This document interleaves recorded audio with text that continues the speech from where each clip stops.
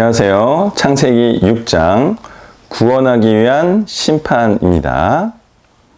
사람이 땅 위에 번성하기 시작할 때 그들에게서 딸들이 나니 하나님의 아들들이 사람의 딸들의 아름다움을 보고 자기들이 좋아하는 모든 여자를 아내로 삼는지라. 이것이 바로 심판의 가장 큰 이유임을 말씀하고 있는 거예요.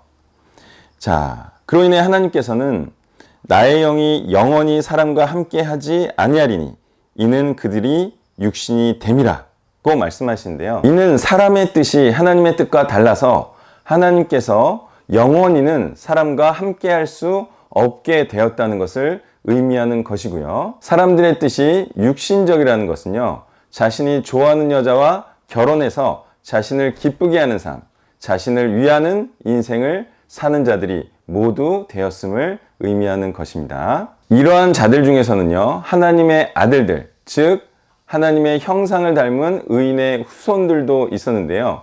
이들도 자신이 좋아하는 여자와 결혼하고 싶은 욕구를 이기지 못했다는 것이고요. 언약의 후손이 아닌 여자들의 요구를 들어주며 각자의 여자들을 위해 사는 삶이 되었다는 것입니다. 이들은 세상의 영웅호걸들은 되었지만 하나님의 뜻을 위해 사는 자들, 즉 하나님의 말씀에 순종함으로 순종하는 자들로 번창케 하려는 하나님의 이 천지창조의 의도를 이루는 자들은 되지 못하였고요. 다만 자신의 이름과 자신의 가족과 자신의 나라를 이루는 자들로 살아가게 되었다는 것입니다. 이렇게 사람들이 하나님의 천지창조의 의도를 잊고요, 자신이 원하는 삶, 자신이 기뻐하는 삶을 살아가게 되자 하나님께서는 사람을 창조하셨음을 후회하시고 깊이 슬퍼하심으로 처음부터 다시 시작하시기로 마음 먹으신 것입니다. 새로운 시작은 죄를 지었던 아담으로 시작되는 것이 아니라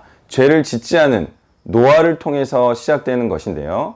그러므로 노아는 의인이고 당대의 완전한 자이며 하나님과 함께 동행한 자였다고 말씀하고 있는 거예요. 이를 통해서 하나님의 은혜를 받는 이유는 사람에게 있음을 알 수가 있는 것이고요. 또한 우리는 여기서 의인이자 하나님의 말씀에 온전히 순종하는 자이자 하나님의 목적과 같은 길로 걸어가는 자만이 구원을 받는다는 사실을 알 수가 있습니다. 새로운 시작을 하기 위해서 하나님께서는 노아의 가족 외에는 모두 죽이시기로 작정하시고 노아의 가족과 암수 한 쌍씩만 구원하시기로 계획하십니다. 노아가 그와 같이 하여 하나님이 자기에게 명하신 대로 다 준행하였더라.